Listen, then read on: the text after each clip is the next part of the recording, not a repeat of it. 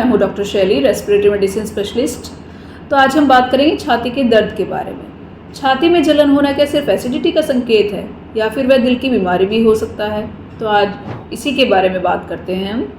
यदि कोई मरीज़ आपके पास आ रहा है, उसे छाती में जलन हो रही है और वही जलन उसे पेट में भी महसूस हो रही है, साथ में वह कह रहा है कि उसे खट्टी डकारें भी आ रही हैं, मुंह कड़वा कड़वा लग रहा है, पेट भी फूला फूला है, कुछ खाने का मन नहीं है, तो ये एसिडिटी का संकेत है। यदि कोई मरीज़ छाती में दर्द के साथ भारीपन कह रहा है, प्रेशर फील हो रहा है, उसको स्क्वीजिंग फील हो रहा है, टाइटनेस लग रही है, साथ में चक्कर आ रहे हैं, उल्टी है, घबराहट है, उसका सांस फूल रहा है, पसीना आ रहा है, तो यह दिल की बीमारी के संकेत है। दिल की बीमारी में जो मरीज़ का छाती का दर्द है वह गले में, गर्दन में, जो हमारे जबड़े में, हमारी पीठ में, हमारे लेफ्ट आर्म में रेडिएट होता है, जबकि एसिडिटी का जो दर्द है वह हमारी आगे ही छाती में और पेट में फील होता है, कई बार पीछे भी फील हो सकता है। जो एसिडिटी वाले मरीज़ है वह खुद ही बताएंगे कि उन्होंने ऑयली खाया, स्पाइसी फूड खाया, थोड़े से अपना मोटापा नहीं कंट्रोल कर पा रहे हैं, स्मोकिंग कर रहे हैं, अल्कोहल ले रहे हैं।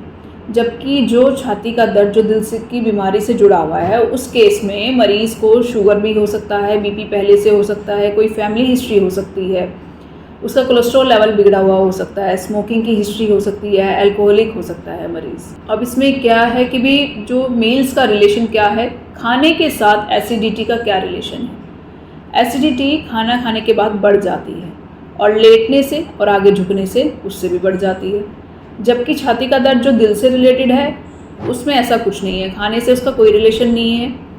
जब आप काम कर रहे हैं, एक्सर्शन कर रहे हैं, उस केस में छाती का दर्द जो दिल से जुड़ा हुआ है वह बढ़ जाएगा। अब ये रिलीव कैसे होगा? जो एसिडिटी करके है उसमें अगर आप एंटासिड्स ले रहे हैं तो उससे आप रिलीफ फील करेंगे, जबकि छाती का जो दर्द दिल से जुड़ा हुआ है वह एंटासिड से कोई फ़र्क नहीं हुआ। उसमें अगर आप रेस्ट कर रहे हैं, जो आपको प्रिस्क्राइब मेडिसिन है वो ले रहे हैं, तो उससे आपको फ़र्क पड़ेगा।